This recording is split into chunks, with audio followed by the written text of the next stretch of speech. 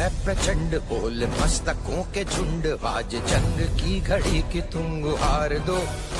अब तुम ब्रह्मचर्य नाश करने के लिए बेचैन रहते हो ना, अश्लील वीडियो देखने के लिए बेचैन रहते हो, अपने हाथों से गलत काम करने के लिए बेचैन रहते हो, लड़कियों से चैटिंग करने के लिए बेचैन रहते हो, उससे कई गुना बेचैन, हजारों गुना ज्यादा बेचैन तुम तब हो जाओगे जब तुम्हारी शक्ति नष्ट हो जाएगी, तुम्हारी धातुएं नष्ट हो जाएंगी, शरीर का सामर्थ्य नष्ट हो जाएगा और फिर तुम घूमते फिरोगे कहां?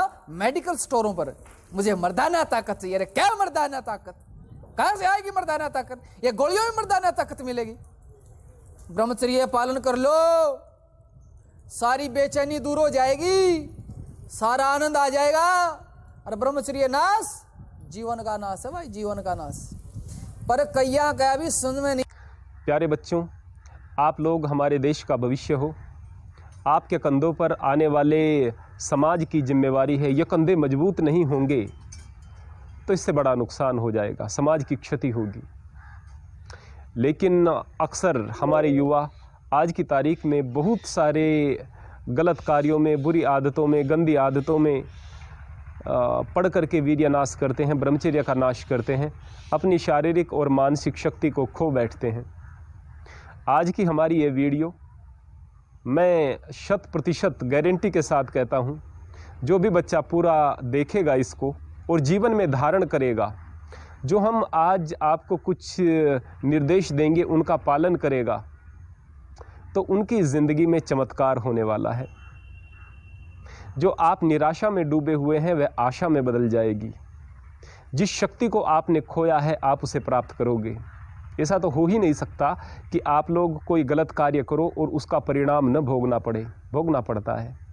आपने कुछ गलत आदतों में पढ़कर, गलत कार्यों में पढ़ करके जो नुकसान किया है उसका परिणाम तो आप भोग ही रहे हैं।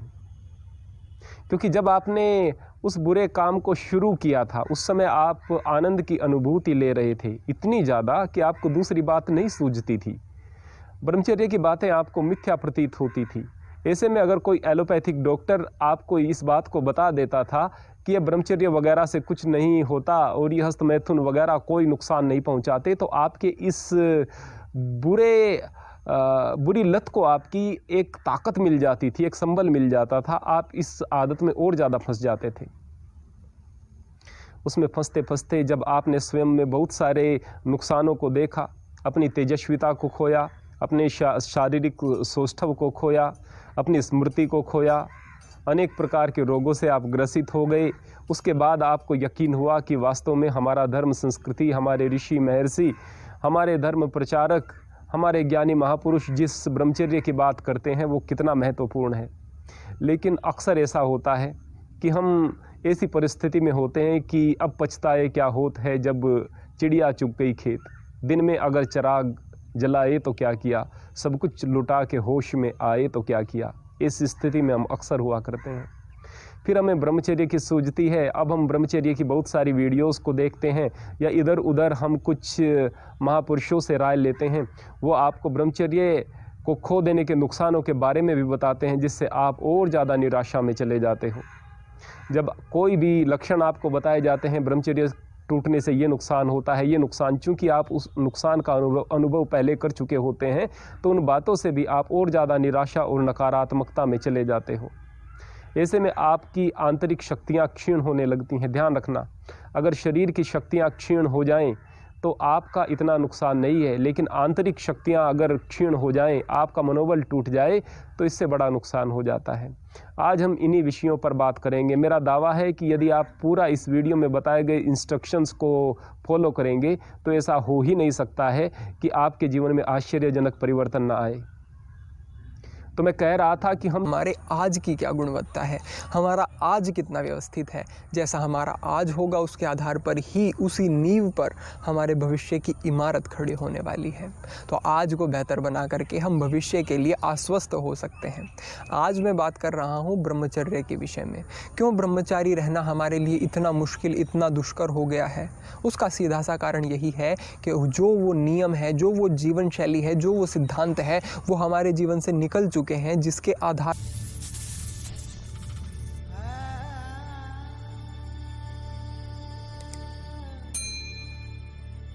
आज के समय में इस मान्यता ने सबके दिमाग में जड़ बना लिया है। चाहे साधारण जनता हो या डॉक्टर, सब लोगों ने यही मान लिया है कि सेक्स कंट्रोल यानी कि कॉन्टिनेंस पुराने समय का धार्मिक अंधविश्वास है और विज्ञान का अभाव इसका कारण है। इस मान्यता को आज के समय में कुछ साइकोलॉजिस्ट और झूठे सेक्सोलॉजिस्ट ने अपने पॉपुलैरिटी और बिजनेस को बढ़ावा देने के लिए लोगों के दिमाग में यही डर फैलाया कि सेक्स कंट्रोल व कॉन्टिनेंस स्नायु और मानसिक बीमारियों का कारण है और स्वास्थ्य के लिए खतरा है, जबकि ये सत्य नहीं है। आखिर 20वीं शताब्दी में साइंस ने ये खोज लिया है कि सेक्स कंट्रोल का बहुत बड़ा फिजियोलॉजिकल वैल्यू है और हमेशा लाभदायी है। एक तो जो घातक है वो उसी के शरीर से निकलेगा जिसने हस्तमैथुन किया है या गंदी क्रियाएं करके बच्चापन से ही वीर्य को नष्ट किया है।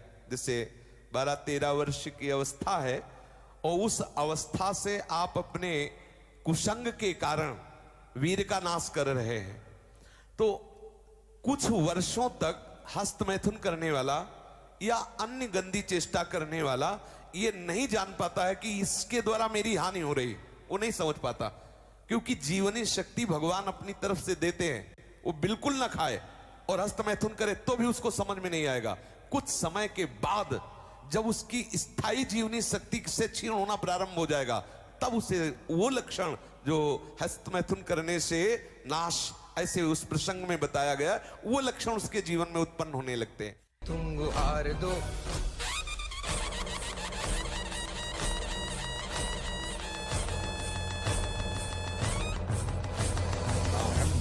प्रचंड बोल मस्तकों के झुंड, आज जंग की घड़ी की तुम गुहार दो। आन बान शान या की जान का हो दान, आज एक धनुष के बाण पे उतार दो। आरंभ है प्रचंड बोल मस्तकों के झुंड, आज जंग की घड़ी की तुम गुहार दो।